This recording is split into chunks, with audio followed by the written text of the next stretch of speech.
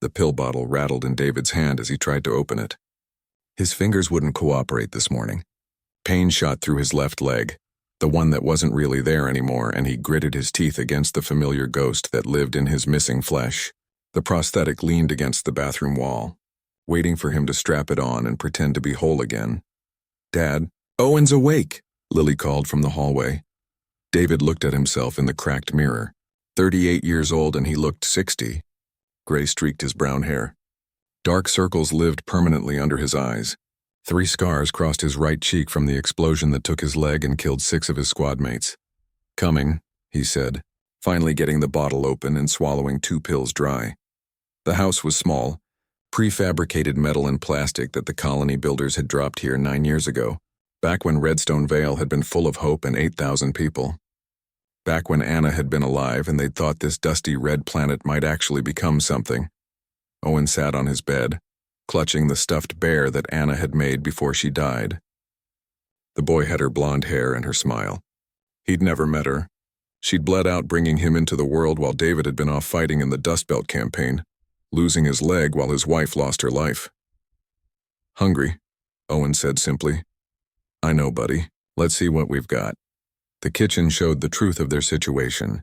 3 cans of protein paste, a bag of dried fruit, some grain bars that were 2 months past their expiration date. The last supply ship had come 6 weeks ago, and it hadn't carried much. Most of the food had gone to people who were leaving. Lily appeared in the doorway, already dressed in the same clothes she'd worn yesterday. She was 9 but acted like she was 20, had to with David barely holding himself together most days. "The Chens left yesterday," she said quietly. "I saw their house is empty now." David felt something twist in his chest. The Chens had been their neighbors. "Good people, smart to leave. How many does that make?" he asked, though he already knew. "We're the last family on the east side. Maybe 40 people left in the whole town." Owen climbed into his chair and looked at the protein paste with the expression of someone facing torture. David couldn't blame him. The stuff tasted like metal and regret. Through the window, David could see the town center 3 blocks away. Empty buildings. Silent streets. 5 years ago, this place had been alive. Now it was a corpse, and they were the last stubborn fools who hadn't accepted that it was dead. The government had made it official 3 months ago. Redstone Vale was being abandoned. Too close to the border conflicts between the Krethic Dominion and the free colonies. Too dangerous. Too expensive to defend. Everyone should evacuate. Most people had jumped at the chance. Free transport to safer colonies. Fresh starts. New lives. David had thought about it. Stayed up nights thinking about it. But the idea of packing up 2 kids and traveling for months through space, competing for housing on some overcrowded core world, trying to find work when he could barely make it through a day without his medication and his ghosts, it had seemed impossible, so he'd stayed, and every day he wondered if that made him brave or just too broken to move. "Eat up," he told the kids. "I need to check the water purifier." The machine in the utility shed was making a noise it shouldn't make. David had learned basic maintenance over the years, but he wasn't an engineer. He stared at the blinking error code and felt the weight of responsibility pressing down on him. If this broke, they'd have no clean water. If the power grid failed, they'd have no heat. If anything major went wrong, there was nobody left to help. He was limping back to the house when he heard it. The deep rumble of engines. His hand went automatically to his hip, reaching for a weapon that wasn't there anymore. He hadn't carried a gun in 5 years. A transport shuttle was descending toward the spaceport. The last evacuation ship, the final chance to leave. David watched it land, watched people boarding. He recognized some of them. Mrs. Patterson, who ran the school. The Rodriguez family. Dr. Webb, the only physician left. Lily and Owen came out to stand beside him. "Are we going?" Lily asked. Her voice was small, hopeful, scared. David looked down at his daughter. She deserved better than this. They both did. But he couldn't make himself move toward that ship. Couldn't make himself face the world beyond this dying town. "No, sweetheart. We're staying." She nodded and took his hand. Owen grabbed his other hand. They stood together and watched the shuttle lift off, engines burning red against the pale sky. It climbed higher and higher until it was just a bright spot and then nothing. Silence settled over Redstone Vale like a blanket. They were alone now. Completely alone. David turned to go back inside and froze. Someone was walking up the road toward their house. Someone big. As the figure got closer, David's breath caught. 7 feet tall with scales that gleamed crimson and gold in the sunlight. Wings folded tight against a powerful back. Amber eyes that caught the light like fire. A dragon woman. Walking toward his house carrying 2 supply crates. She stopped at the edge of their property and set the crates down. When she spoke, her voice was deep and rough, like stones grinding together. I am Scales. I stayed too. You will need help, David stared at her. The Draken were warriors, proud and fierce. Their kind had left months ago when the conflicts started heating up. What was one doing here? Why? He managed to ask. She looked at him, at the kids, at the empty town behind them. Because someone should stay. Someone should help. Owen tugged on David's shirt. Dad, is that a dragon? Yes, buddy. Cool, Owen whispered. Scales's lips pulled back slightly. It might have been a smile. It was hard to tell with a face covered in scales. David should send her away, should maintain his pride and independence, should handle his own problems. But the water purifier was broken and the town was empty and he was so damn tired of being alone. Okay, he said. Okay. 3 days had passed since the dragon woman appeared at their door, and David still didn't know what to make of her. Scales had set up camp in the empty house next door, the one the Chens had abandoned. She appeared each morning carrying something they needed. Fresh water in containers, protein packs from somewhere. Yesterday she'd brought a box of actual vegetables that Owen had stared at like they were treasure. David wanted to refuse. Pride demanded it. But pride didn't keep his kids fed.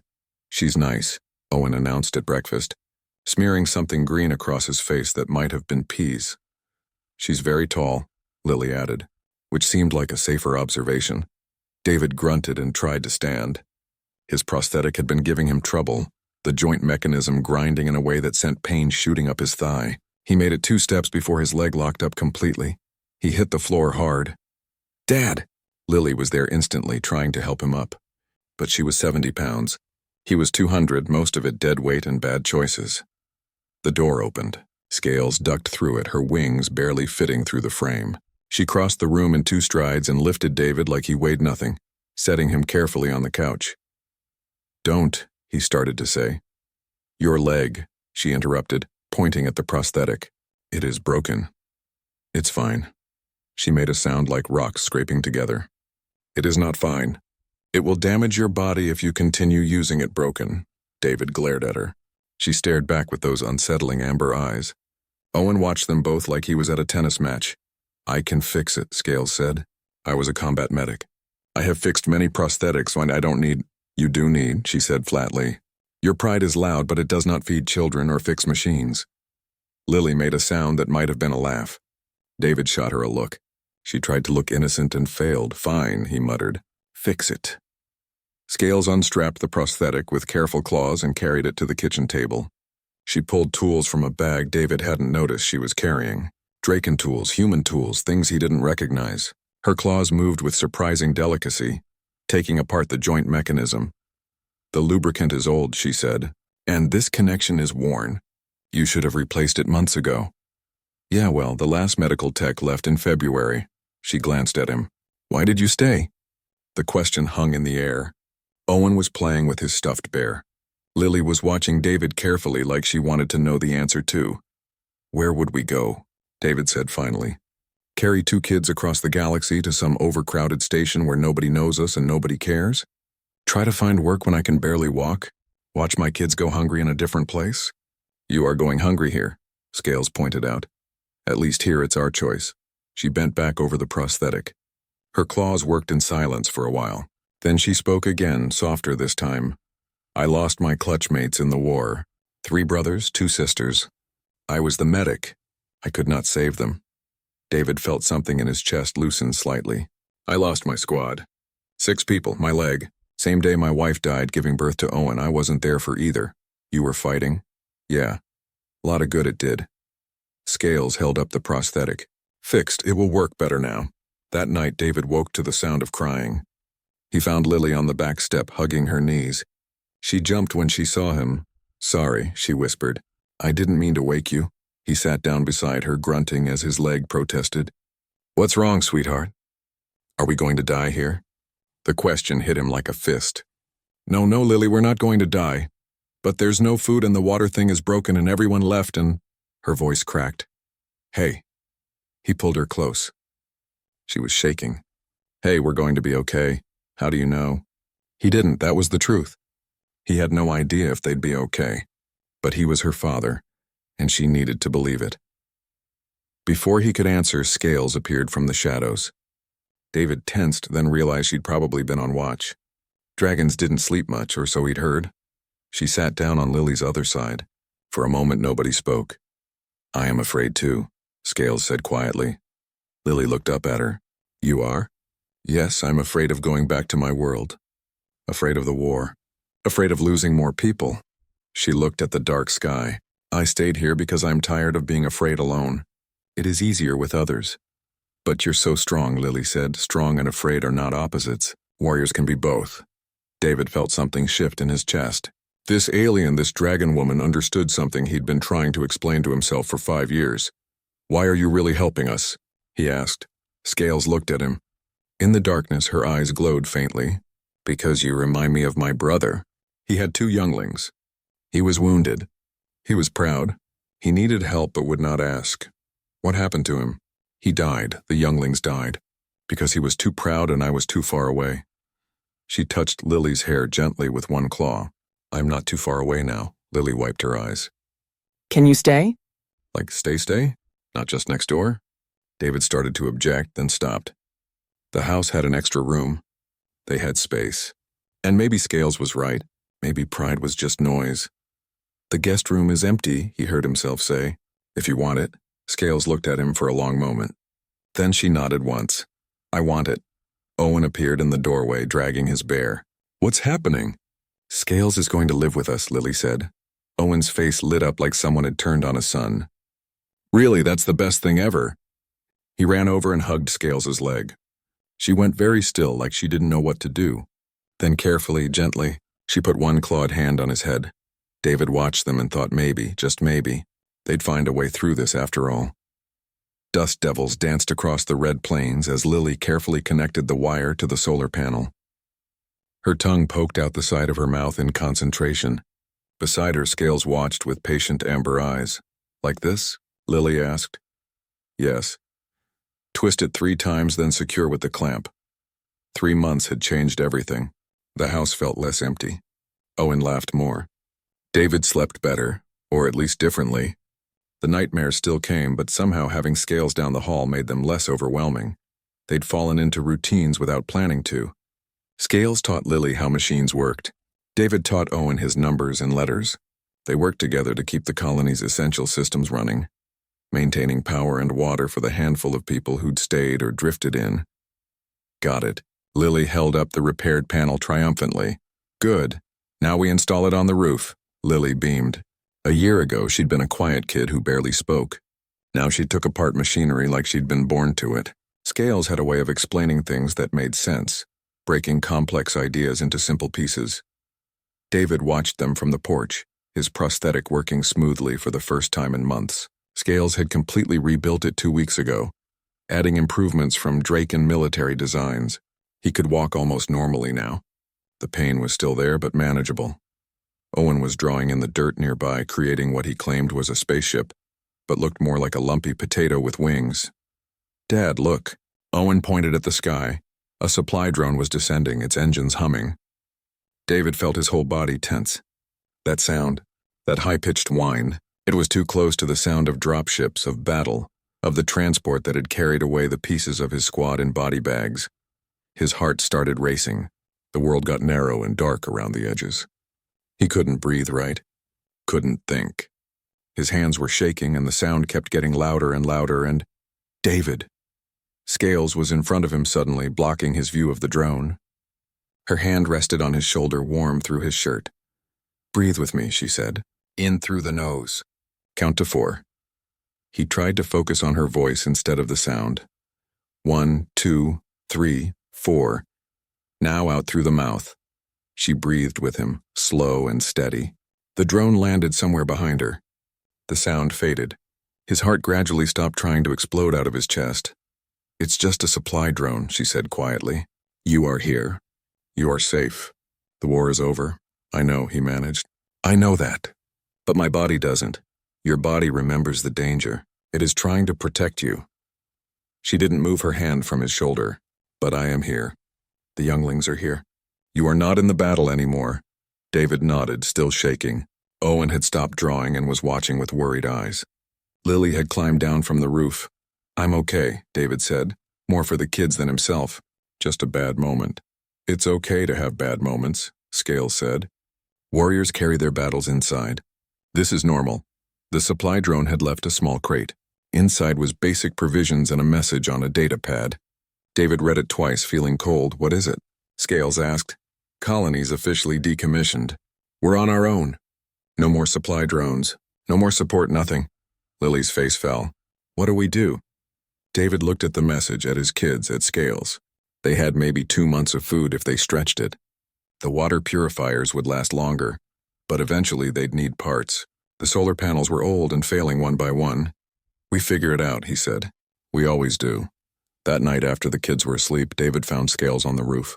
She sat with her wings spread, catching the last warmth of the day. He climbed up carefully and sat beside her. You could leave, he said. Get on a transport. Go somewhere with food and people and a future. So could you. I've got the kids. It's different. She turned to look at him. In the darkness, her scales seemed to glow faintly. You think I stay because I have nowhere else to go? Don't you? I stay because I choose to. Because here, in this empty place with this broken family, I found something my homeworld never gave me. She looked back at the stars. Peace. Purpose.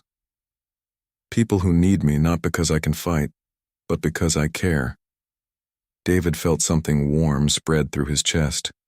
We do need you. Not just for fixing things. You're part of this now. Part of us. I know. She was quiet for a moment. This is strange to say, but I have not felt this content in many years. Even with the danger and the shortage and the uncertainty. This feels right, yeah, David said softly. It does. They sat in comfortable silence watching the stars. Then Scales spoke again. Tomorrow is Owen's birthday, yes? 5 years? How did you know? Lily told me. She wants to celebrate, but there is no cake, no gifts. She is sad about this. David felt guilt twist in his gut. He'd almost forgotten. What kind of father forgets his kid's birthday? I can't give him much, he said. Maybe some extra food rations. Draw him a picture or something. Scales' eyes gleamed. I have an idea. But you must trust me. What kind of idea? A dragon kind of idea. The next evening, as the sun set, Scales led them all outside. Owen was confused but excited. Lily looked curious. David was nervous. Scales walked 50 feet away and turned to face them. Then she spread her wings wide, opened her mouth, and breathed fire. Not dangerous fire. Controlled fire. Beautiful fire. It spiraled and danced in the air, forming patterns and shapes. Dragons and spaceships and stars. The flames painted the darkening sky with gold and orange and red, and Owen's face was pure wonder. Best birthday ever, he shouted. Lily laughed. David found himself smiling, really smiling, for the first time in forever. Scales wove the fire into a final burst that spelled out, Happy Birthday, Owen, in letters 20 feet tall, then let it fade. Owen ran to her and hugged her legs. Thank you, Aunt Scales. She looked surprised at the title. Then pleased. You are welcome, small, fierce one. David met her eyes across the distance. She'd given his son a memory he'd carry forever. She'd given them all something precious, something that couldn't be measured in food or supplies or safety. She'd given them joy.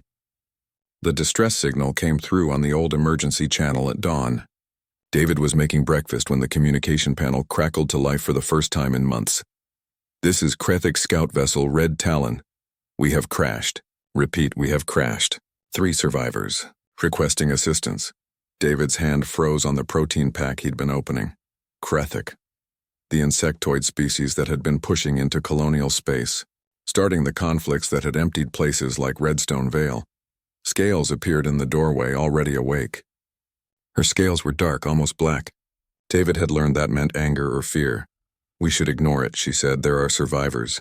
Krethik survivors. They are enemies. David looked at the communication panel. He'd been a soldier. He knew about enemies. But he also knew about leaving people to die in the desert, and he wasn't sure he could do that anymore. I'm going to check it out, he said. No. Scales moved to block the door. I will go. You stay with the younglings. You hate the Krethic more than I do. You think that's a good idea? I will not let you walk into danger. They stared at each other. David could see the fear in her eyes. Not fear for herself. Fear for him, for the kids, for what might happen if he didn't come back. We go together, he said finally. Lily can watch Owen. We'll be back in a few hours. Scales didn't like it, but she nodded. They took the old ground transport, following the coordinates from the distress signal.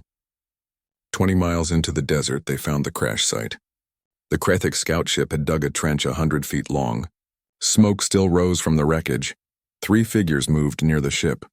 As David and Scales approached, they saw 2 Krethic soldiers in combat armor and 1 smaller figure in civilian clothes.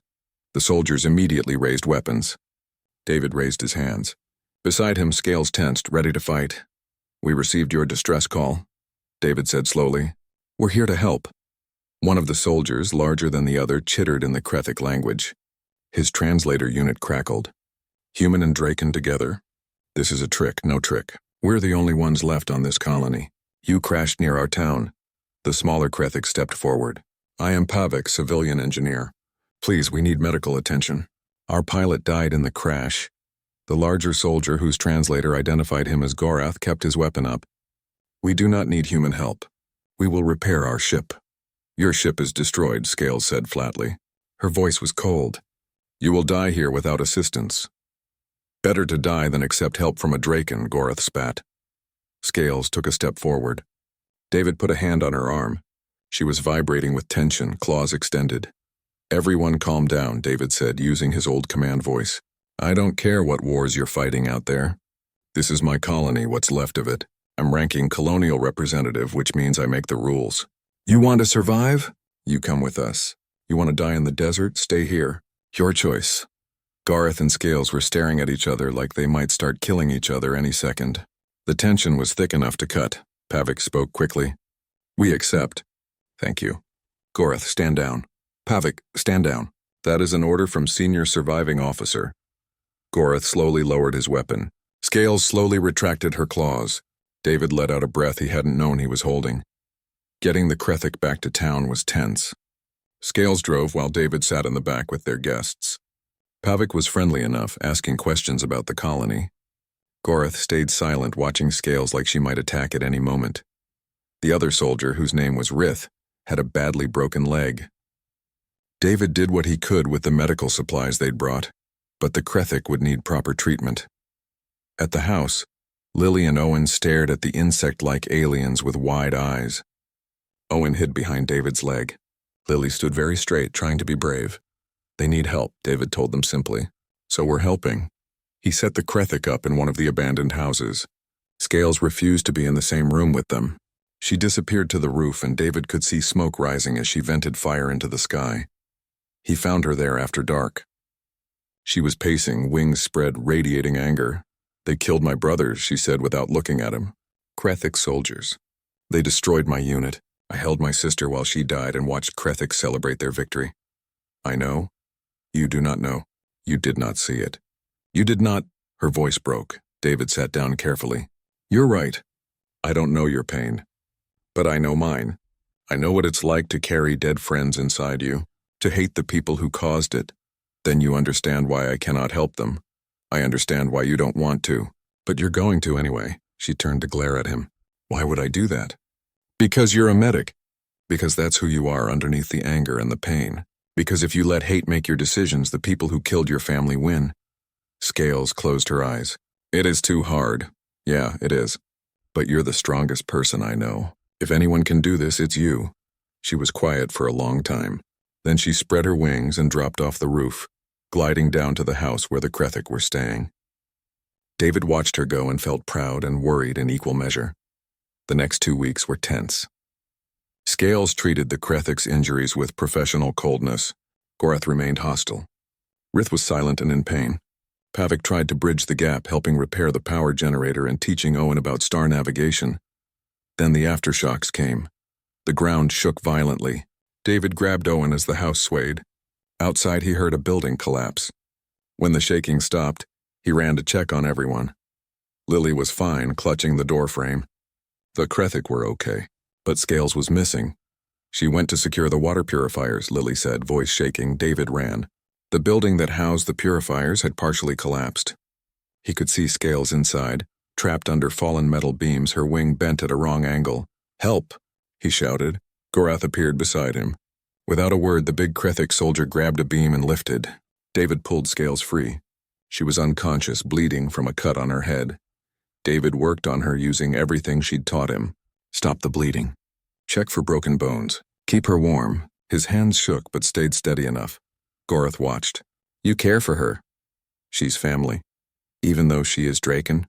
David looked at the Krethik soldier. Yeah, even though she's Draken. She stayed when everyone left. She helped us when she didn't have to. That makes her family. Gorath nodded slowly. This is Warrior's honor. I understand this. Scales woke up hours later. She saw David first, then Gorath standing guard at the door and looked confused. You saved me, she said to David. We saved you. Gorath helped. She turned to look at the Krethik soldier. Something passed between them. Not forgiveness, not yet, but maybe understanding, maybe the beginning of respect. Thank you, she said quietly. Gorath nodded once and left. David took her hand, careful of her claws. You scared me. I scared myself, she tried to smile. But I am alive. We are all alive. Yeah, we are. Welding sparks fell like stars as Pavik worked on the Krethik ship's engines.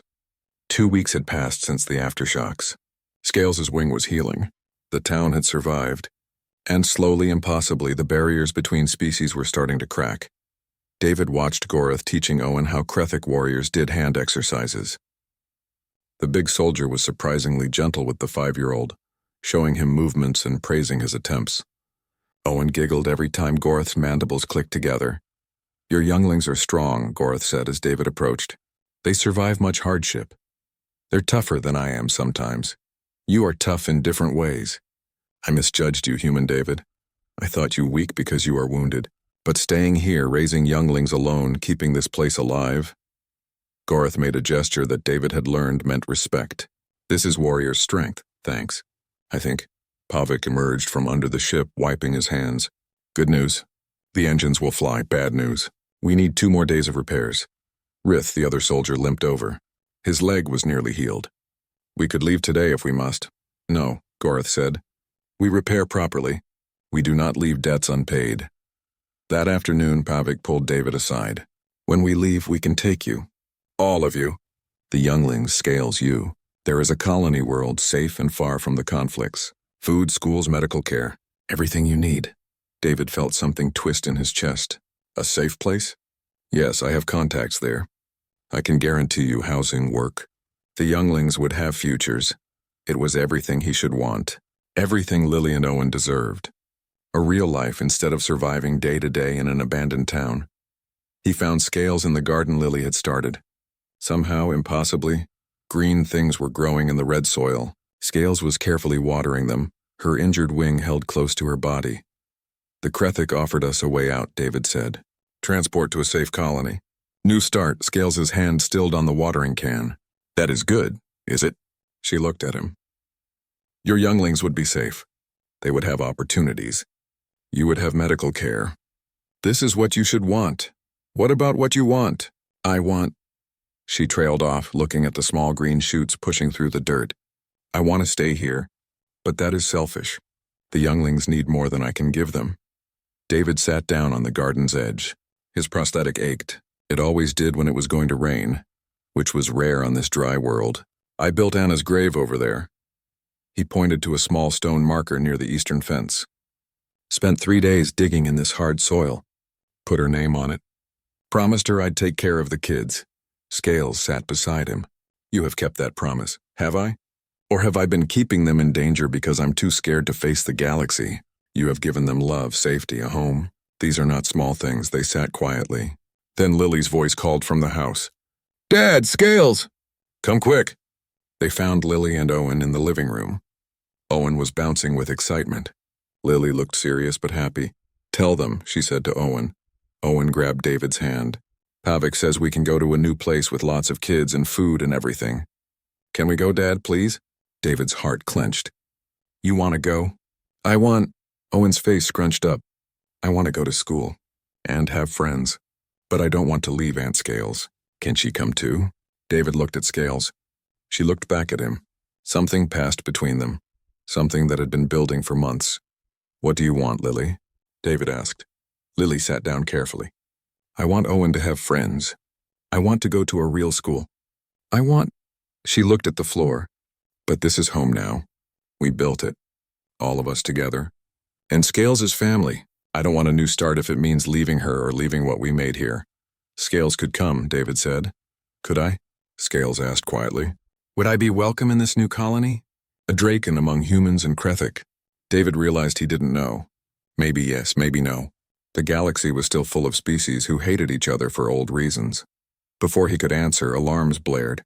The emergency weather system was screaming warnings. David ran to check the monitors. His blood went cold. Dust storm. Category 5, hitting in 30 minutes. Category 5 storms had destroyed entire settlements. Their prefab buildings might not survive. Everyone moved. The Krethik abandoned their ship repairs. David and Goreth boarded up windows. Scales and Pavik secured the critical systems. Lily and Rith moved supplies to the most sheltered building. Owen stayed with David helping pass tools. The storm hit like a hammer. Wind screamed. Dust turned the world dark. The house shook. Somewhere nearby, something crashed. David held Owen close while Lily pressed against his other side. Scales spread her wings over them, creating a shelter. Goreth and the other Krethik braced the walls. A section of roof tore away. Debris flew. Owen screamed. Scales shifted, putting her body between the children and the opening. Something hit her wing, the injured one, and she made a sound of pain but didn't move. I've got you, she said. I've got you all. The storm lasted 4 hours. When it finally passed, David carefully pulled himself free. The house was damaged but standing. The Krethik ship was half buried in sand. The town looked like a war zone, but they were alive. David turned to Scales. Her wing was bleeding again, badly. She'd reopened all her injuries protecting them. You're hurt, I am fine. You're not fine. He grabbed the medical kit. His hands shook as he cleaned the wound. You could have moved. Could have protected yourself, I could not. They are younglings. My younglings now too. Something broke open in David's chest. He looked at her, really looked at her. This dragon woman who'd appeared at his door 7 months ago. Who'd fixed his leg and taught his daughter and made his son laugh. Who'd treated enemies and faced her demons and just taken a blow to protect his kids without hesitation. We're staying, he said. What? We're staying here. All of us, we built this. We survived this. We're not running anymore. But the younglings have everything they need right here. They have love. They have family. They have someone who will literally shield them with her body. That's more important than schools or safety or any of it. Scales stared at him. You would choose this? Choose me? Yeah, I would. We all would. Lily and Owen nodded. The Krethik emerged from where they'd been sheltering. Goreth looked at the devastation, then at their group. You are certain? Goreth asked. You would stay in this hard place? Yes. The big soldier made his respect gesture. Then you are truly warriors. All of you. Rain fell on Redstone Vale for the first time in 3 years. Real rain, not dust or ash. David stood on the porch watching water wash the red soil, making it darker, richer. Somewhere in the distance, thunder rumbled. 2 months had passed since the storm and the decision to stay. The Krethik had repaired their ship but stayed an extra week helping rebuild. Before they left, Goreth had marked the colony in the Krethik navigation. Systems as protected by honor debt, Pavik. Promised to spread word that Redstone Vale was open to refugees and wanderers. David hadn't believed anything would come of it. But 3 weeks ago, a family of humans arrived, running from debt collectors. Then a pair of Draken scientists looking for a quiet place to do research. Then more. 10 people became 20, became 40. Now there were nearly 60 residents, a mix of species that shouldn't work together but somehow did. Because they'd all seen David in Scales, seen a human veteran and a Draken medic building something despite everything, and thought maybe they could too. Dad, Lily called from inside. Scales needs help with the ceremony setup. David smiled. Right, the ceremony. He was getting married today. He found Scales in their bedroom struggling with a piece of Draken ceremonial cloth. She'd been trying to incorporate both human and Draken wedding traditions, and it was making her crazy. This is impossible, she muttered. Why do humans have so many buttons? Here, he helped her with the fasteners. His hands brushed her scales, warm and smooth. Even after 8 months of living together, touching her still made his heart beat faster. She looked at him, amber eyes soft. Are you certain about this? Humans and Draken do not usually. I've never been more certain of anything. He took her hands, careful of her claws. You stayed when everyone left. You fixed more than my leg. You gave my kids a mother. You gave me a reason to believe I could be more than just broken. You were never just broken. You were healing. I only helped. You did more than help. You loved us, all of us. Even when we were difficult, she made that rumbling sound that was her laugh. Owen is never difficult. Lily sometimes. You often. He kissed her, which still felt strange and wonderful with her scaled face, but they'd figured it out. Practice, she always said, was important. The ceremony was simple. They held it in the town square, now rebuilt and reinforced. Lily officiated, having gotten ordained through an online database which she found hilarious. Owen stood beside them, holding the rings they'd made from salvaged metal. 60 people attended. Humans, Draken, Krethic, and even a family of Velians who'd arrived last week. They all watched as David and Scales exchanged vows, each in their own language, then together in common. I promise to stay, David said, to build with you, to face whatever comes together. I promise to protect, Scales said, to heal, to love your younglings as my own, to be your family until the stars burn out. Owen presented the rings. They were simple bands, but they meant everything. David slipped one onto Scales's claw. She carefully placed one on his finger. Lily grinned. By the power invested in me by the Galactic database of universal clergy, I now pronounce you married. You may kiss or do that thing where you touch foreheads. Whatever works, they touched foreheads, then kissed. The crowd cheered. Owen hugged both their legs. Lily wiped her eyes and tried to pretend she wasn't crying. The celebration lasted into the evening. Someone had made actual food, not just rations. There was music from 3 different cultures, somehow blending into something new. David danced with Scales, who was terrible at human dancing but tried anyway. He danced with Lily, who was getting tall and looked so much like Anna. He danced with Owen, who mostly jumped around and called it dancing. Later, as the party wound down, a ship appeared in the sky. David tensed, old instincts kicking in, but this was an official government vessel. An administrator stepped out, looking around at the rebuilt town with surprise. I'm looking for David Reeves. That's me. The administrator pulled out a datapad. Sir, we've received reports that Redstone Vale is operational again with a growing population. The colonial government wants to officially reinstate the colony. We're prepared to offer full support, supply lines, infrastructure funding, but we need someone to serve as administrator. David looked at Scales. She raised what passed for an eyebrow. I'll do it, David said. On one condition. What's that? Scales is co-administrator. Full authority, equal partnership. The administrator hesitated. Sir, there's no precedent for a non-human serving as... Then we make precedent. That's my condition. The administrator looked at Scales, at the mixed species crowd watching, at the town that shouldn't exist but did. All right. Done. Welcome back to the Colonial Registry. Redstone Vale. 6 months later, David stood on the same porch watching the same sky, but everything was different. The town had 150 residents now. They'd built a school where Lily taught engineering. They'd opened a medical center where Scales trained others. They'd started a council with representatives from each species. Owen ran past with a group of kids, human and alien, laughing about something only 5-year-olds found funny. He'd made friends. He was happy. That alone made everything worth it. Scales joined David, sliding her arm around his waist. She'd gotten comfortable with affection over the months, learning how humans showed love. What are you thinking? She asked. That I was broken. Everyone told me I was broken. I believed it. And now? Now I know broken isn't the same as finished.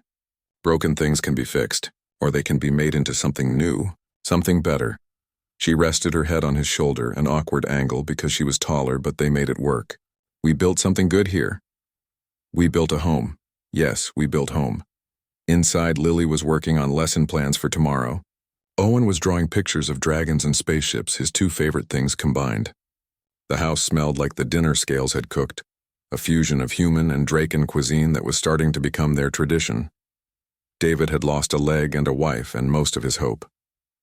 He'd been left alone in a dying colony with 2 kids and no future. Then a dragon woman had appeared at his door and said someone should stay. Someone should help. She'd stayed. She'd helped. She'd become everything they needed and more. They'd built a home together in the dust and the emptiness. They'd built a family from broken pieces. They'd built a future where there shouldn't have been one. And it was beautiful.